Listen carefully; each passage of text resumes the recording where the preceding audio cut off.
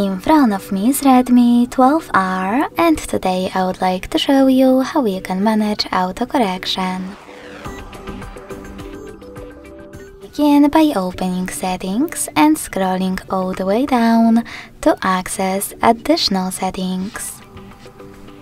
Then tap on languages and input, manage keyboards and Gboard.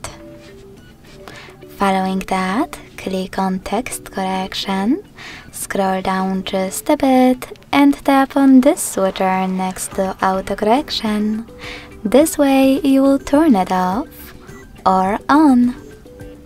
Thanks so much for watching. If you enjoyed this video, don't forget to leave a like, comment and subscribe.